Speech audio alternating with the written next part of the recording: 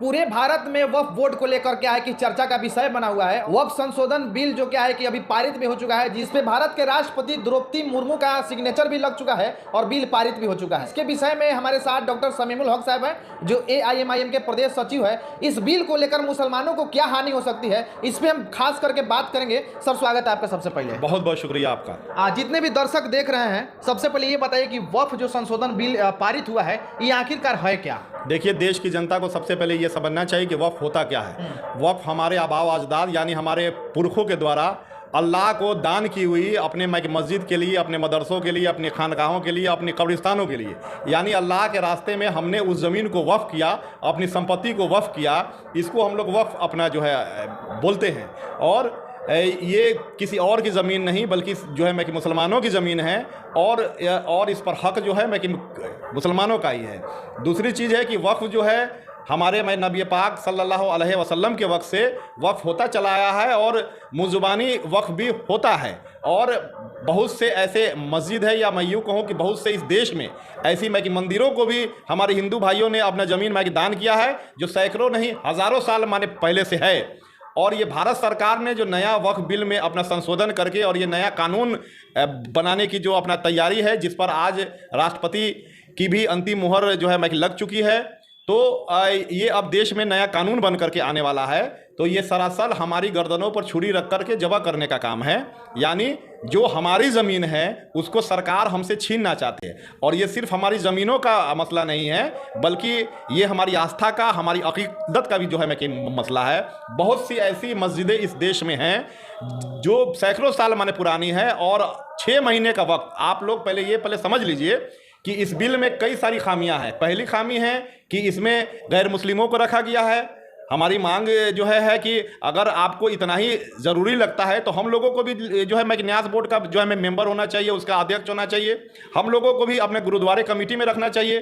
तो ये सिर्फ मुसलमानों की ही कमेटी में रख करके इस देश को बांटने की RSS की साजिश है। अच्छा, बिल पारित हो चुका है जी, इसमें मुसलमानों को दिक्कत क्या हो सकता है? वही मैं बता रहा हूँ। सबसे बड़ी दिक्कत यह है कि इस बिल में यह साफ जाहिर है कि 6 महीना के अंदर जो 9.5 लाख हेक्टेयर के लगभग वक्फ की ज़मीन है, या और भी जितनी हमारी संपत्तियां हैं, गवर्नमेंट ने कहा कि ये 6 महीना के अंदर इसका कागज़ आपको दिखाना पड़ेगा। सैकड़ों साल पहले, हज़ारों साल पहले जो हमारे नबी सल्लल्लाहु अलैहि वसल्लम के वक्त में लोगों ने अपना ज़बानी वक्फ किया, जिसका 6 महीने में कागज़ सरकार को रजिस्टर्ड करके दिखाना वो कहीं से मुमकिन नहीं है। भारत में कई सारी ऐसी मंदिरें हैं जिनके भी कागजात यहाँ सरकार के पास नहीं है, लेकिन एक तरफा फैसला लेना। दूसरा है कि इसमें सर्वे सर्वा उस जिले के जिलाधिकारी को जो है अपना रखा गया है। अगर DM साहब अगर बोल देंगे कि ये जो है कि मस्जिद वक्फ की ज़मीन नहीं है, तो वो मस्जिदें शहीद कर दी जाएंगी, मस्जिदें हमसे छीन ली जाएंगी। तो एक चूँकि DM साहब भी एक सरकार के ही अंग के ही रूप में अपना होते हैं, और उनके ऊपर कहीं ना कहीं जाने अनजाने, देखे अनदेखे राजनीतिक प्रभाव से भी उन लोग को अपने गुजरना पड़ता है। तो ये सरकार की योजना है। साथ ही साथ इसमें राजनीतिक रसूख वाले 2 व्यक्तियों को भी रखा गया है, 2 अपना गैर मुस्लिम भाइयों को भी रखा गया है। हम लोग चूँकि हिंदुस्तान में एक साथ रहते हैं, तो हम लोग को एक साथ होना चाहिए। लेकिन वक्फ की ज़मीन चूँकि मुसलमानों का मामला है, जैसे न्यास बोर्ड हमारे हिंदू भाई का जो है मामला है, उसमें आज तक पूरे हिंदुस्तान में एक भी जो है कि मुसलमान न कभी अपने आप को शामिल करने की मांग हम लोग के द्वारा होती है, और न कभी होगी इंशाअल्लाह ताला। क्योंकि ये एक खूबसूरत भारत है, लेकिन वक्फ में जानबूझ करके रखा गया है, और ये सरकार के ही प्रतिनिधि के रूप में होंगे। तो ये कई सारी खामियां हैं। 9.5 लाख हेक्टेयर, मैं आपको एक मिसाल के रूप में अपना देता हूं कि बिहार के अंदर सिर्फ 862 कब्रिस्तानें ही रजिस्टर्ड हैं, जबकि 9,500 से ज़्यादा कब्रिस्तानें हैं। तो 6 महीना के अंदर हम बाकी अपनी कब्रिस्तानों को, बाकी अपनी खानकाहों को, मस्जिदों को हम कैसे रजिस्टर्ड कर पाएंगे? बिहार सरकार का तो हाल ये है कि आप अपने निजी अगर ज़मीन का अगर केवाला दाखिल खारिज में जाएं तो कई महीने लग जाते हैं। मेरी ऐसी कई सी ज़मीनें हैं जो 1 साल से हम लोग उसको आवेदन कर करके जो है दौड़ रहे हैं। तो ये सारी खामियां हैं। पहले इन खामियों को अपना दुरुस्त करने की ज़रूरत है। और वक्फ हमारी ज़मीन है, हमारी मिल्कियत है, तो ये हमारे ही हाथ में होना चाहिए। इसका फैसला हम ही जो है अपना कर सकते हैं। मेरे ज़मीन पर आपका हक नहीं हो सकता है। अच्छा, लोगों को समझाया जाए कि अगर कहा जाए कि अगर उनके परदादा या दादा 1000 साल पहले वक्फ में किसी मस्जिद को बनाने के लिए ज़मीन ऐसे दे दिया, अगर उसकी कागजात नहीं होती है तो क्या उसको हटाया जा सकता है? बिल्कुल हटाया जा सकता है। यही लोगों को समझना होगा कि हम लोगों को अगर 6 महीने के अंदर हम लोगों ने अपनी ज़मीन को वक्फ के दरवाजे तक। आप ये भी समझ लीजिए कि शिया वक्फ बोर्ड और सुन्नी वक्फ बोर्ड, जिला औकाफ कमेटी का मैं भी एक ज्वाइंट सेक्रेटरी हूँ, और बहुत से लोगों के पेट में दर्द होता है कि MIM वाले इसमें कैसे शामिल हो जाते हैं, जबकि इसमें सरकार के ही चुने गए लोग भेजे जाते हैं। यानी जो भी हमारा अध्यक्ष होता है वो सरकार से ही नॉमिनेट होकर आता है। तो जाहिर बात है कि जो आदमी सरकार की मुट्ठी में रहेगा वो सरकार के ही अधीन काम करेगा। तो कई बार हम लोगों ने भेजा भी स्टेट वक्फ बोर्ड को, हम लोगों ने कई सारी ऐसी ज़मीनों का भी जो है मैं कि मसला भेजा, लेकिन उनके ओर से वही है कि बस ढाक के अपना 3 पात वाली बात है। उन लोग को सरकार का चमचाई करने से फुर्सत नहीं है, तो आम लोगों का क्या देखेंगे। तो अगर जिलाधिकारी ने कह दिया कि फलाना जगह की मस्जिद वक्फ की ज़मीन नहीं है, तो उन मस्जिदों को शहीद कर दिया जाएगा। और सरकार की योजना है कि उन पर शॉपिंग मॉल, उन पर दुकान, या अपने निजी साथी जो उनके अडानी अंबानी जैसे लोग हैं, इन लोगों के हाथों में सौंप दिया जाएगा। यहाँ तक कि कब्रिस्तानें भी सौंप दी जाएंगी जिनमें हमारे बाप दादा, हमारे पुरखे दफन हैं, और आप वहाँ जा कर के मैं दुआ भी नहीं पढ़ सकते हैं। वो ज़मीन कहीं ना कहीं मैं निजी हाथों में जाएगी। जैसा मैं फॉरेन में भी अपना होता है कि वहाँ पर बहुत सारे बिजनेसमैन ऐसे अपना कब्रिस्तानों को कहीं स्विमिंग पूल और कहीं कुछ अपना रखते हैं और लोगों को दिखाते हैं कि हमारे पास खूबसूरत कब्रिस्तान है, और लोग उसको अपनी ज़िंदगी में ही भाड़े के रूप में उसको ज़मीनों को खरीदना पड़ता है। तो हिंदुस्तान एक गरीब देश है, और यहाँ के मुसलमान अपनी रोटी का ठीक ढंग से इंतजाम नहीं कर पाते, तो अपनी कब्रों का इंतजाम कहाँ से कर पाएंगे। अच्छा, नीतीश जी ने तो भी यहाँ पर मुसलमानों का साथ छोड़ दिया। नीतीश जी ही नहीं, वो तमाम लोग, आप राजद का भी लिस्ट उठा करके देख लीजिए। 2010 में श्री लालू प्रसाद यादव जी ने भी कहा है कि वक्फ के लिए कड़े से कड़े कानून बनने चाहिए। तो ये सब एक ही मिट्टी के बने लोग हैं, एक ही अपना थैली के ये लोग अपना चट्टे बट्टे हैं। क्योंकि बिहार में इलेक्शन है तो राजद इस मुस्लिम प्रेम को भजाना चाहती है। हमारा साथ जदयू ने भी छोड़ दिया। रामविलास जी जो मुसलमानों के अच्छे हितैषी थे, और अपने ज़माने में उन्होंने मांग की थी कि बिहार का उप मुख्यमंत्री जो है मैं कि मुसलमान होना चाहिए, और काफ़ी मजबूती से अपनी बातों को रखा था। लेकिन उनके पुत्र अपना चिराग पासवान आजकल वो हमको समझा रहे हैं, जिनको अपनी खबर नहीं, वो हमको समझा रहे हैं कि नहीं जो है ये मुसलमानों के हकूक़ में है। अरे चिराग जी, आपके फादर ने, आपके पिता ने मैं कि मुसलमानों के दम पर राजनीति की, और एक बड़ा तबका मैं कि मुसलमानों का रामविलास जी के साथ रहा है। और अभी आपने देखा भी है कि चंद्रबाबू नायडू जी हैं, वो अभी कुछ दिन पहले दावते इफ्तार में न सिर्फ अफ्तारी कर रहे थे, बल्कि नमाज पढ़ने के लिए एक चोला पहन के और सर पे टोपी रख के हमारी नमाज की सफ़ों में भी खड़े थे, और किसी मुसलमान ने उफ तक नहीं की।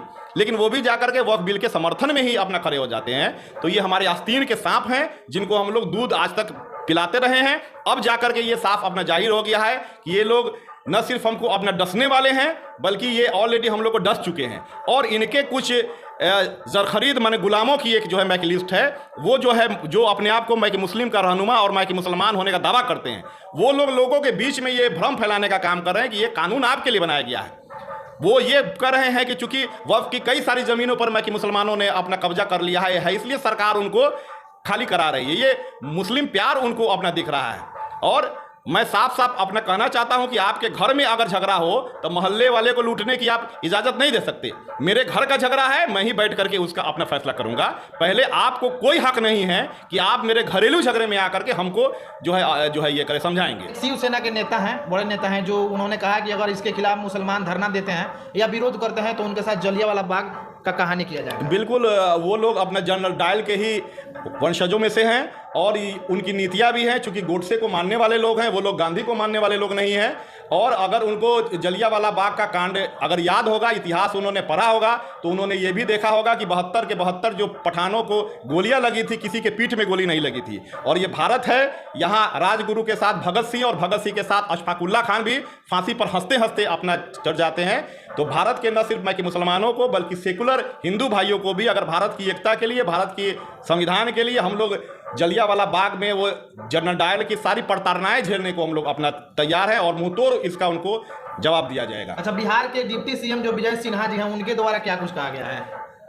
माननीय उप मुख्यमंत्री जी भी उसी भाषा से अपने ग्रसित हैं जो उनको पार्टी की ओर से आदेश है, और उन्होंने बिहार के अक़लियत समाज को डराने की कोशिश की है कि उनके ऊपर कानूनी कार्रवाई और सख्त कार्रवाई अपना की जाएगी। हम लोग सख्त कार्रवाई झेलने के लिए अपना तैयार है, और कहा गया है कि जब संसद आवारा होती है तो जनता को सड़कों पर आना चाहिए। अच्छा सर, एक सवाल है कि हमारा देश आंदोलन से ही आज़ाद हुआ है, तो फिर कि कोई विरोध बिल जो कोई आ रहा है अगर किसी कम्युनिटी के लिए है तो उसका विरोध कर सकती है, तो फिर उसको रोका क्यों जा रहा है? बहुत अच्छा आपका सवाल है। और आपने देखा है कि पिछले दिनों जो संसद में वक्फ बिल को लेकर के बहस हुआ, उसमें कई सारे हमारे हिंदू सांसद हमारे साथ लब्बैक कहते हुए खड़े थे।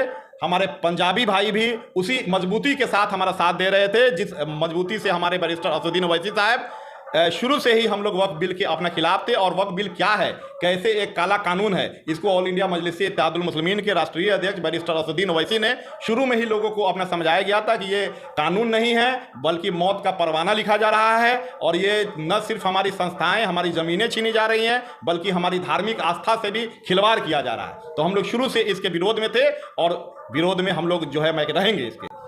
अच्छा, आखिरी में इस बिल को लेकर जो भी दर्शक देख रहे हैं क्या कहेंगे? एक ही शेर हम कहना चाहेंगे कि डसा गया हूँ लेकिन इलाज जानता हूँ, ये सांप तो है मेरी आस्तीन के पाले हुए।